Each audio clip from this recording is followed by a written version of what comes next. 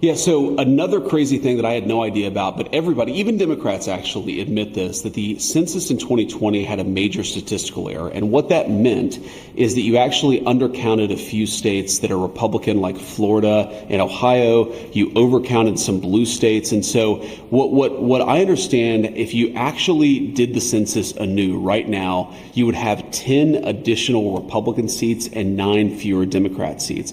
And really what we're living with, Maria, is the consequence of 40 years of institutional control in the Democratic Party. These guys have fought very dirty for a very long time, and they haven't just won elections and enacted laws that we may not agree with. They have tried to rig the game for Democrats and against Republicans. And thankfully, under President Trump's leadership, you finally see some spine. You finally see some backbone in the Republican Party to fight back against these very aggressive Democratic dirty tricks. But the only way for us to do it is to actually go and do the hard work to reset the scales a little bit. What we want to do is redo the census, but importantly, we want to redistrict some of these red states, and we want to make the congressional apportionment fair in this country. Again, you cannot do it unless Republicans actually take some very decisive action in the months to come. We think they will, and we're obviously supporting them every step of the way. But do you worry that as Republicans do that, the Democrat blue states are going to do the same thing, and then you'll have redistricting in California, New Jersey, and so on? You know, Maria, there's just not a whole lot of juice left out of that lemon. The Democrats have already gone as far as they possibly can.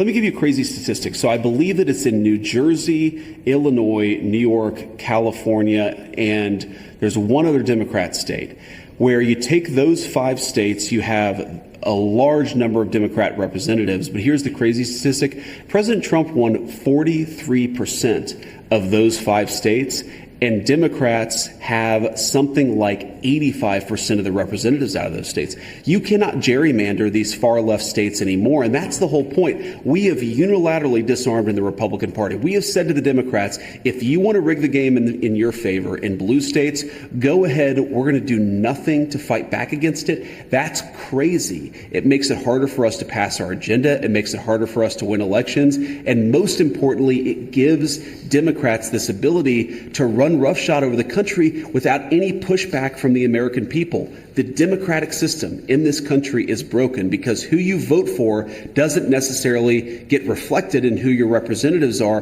We're just trying to rebalance the scales and, frankly, push back against a very unfair system created by the Democrats.